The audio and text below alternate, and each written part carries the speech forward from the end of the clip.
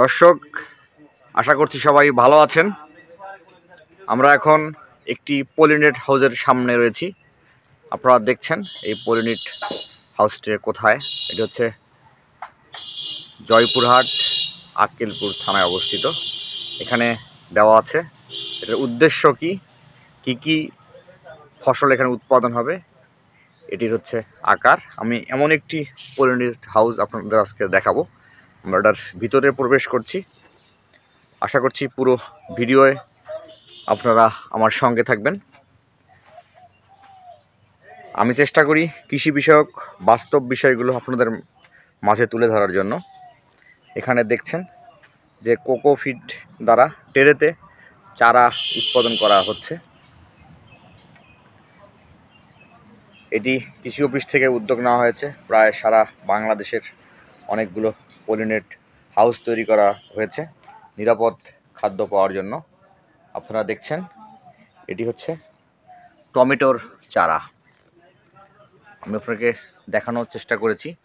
আসলে এখানে অনেক দিন এসেছিলাম কিন্তু খোলা পাইনি, হয়তো আমি তাদের সময় অনুযায়ী আসতে পারিনি। আজকে কিন্তু তালে গোলে মিলিয়ে গেছে। আজকে আপনাদেরকে আমি দেখাতে পেরেছি বা দেখাচ্ছি। এখানে মালচিং করা হয়েছে। এখানে দেখছেন কত আধুনিক পদ্ধতিতে পানির ব্যবস্থা করা হয়েছে।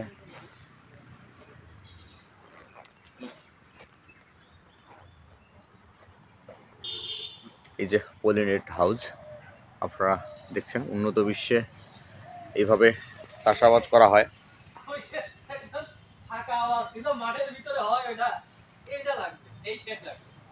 আমি আপনাদেরকে দেখানোর চেষ্টা করছি। অবশ্যই আমার ভিডিওগুলো ভালো লাগলে আপনারা লাইক, সাবস্ক্রাইব, কমেন্ট করবেন। দাদা চলে আসছি।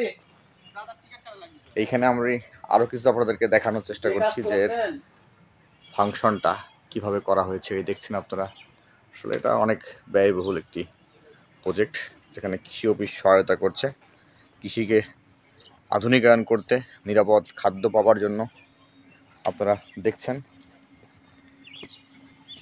এটা মূলত পাম্প, এখান থেকে পানি এখানে সাপ্লাই হবে। আসলে অনেক কিছু নিয়ন্ত্রণ হয়, আপনারা দেখছেন।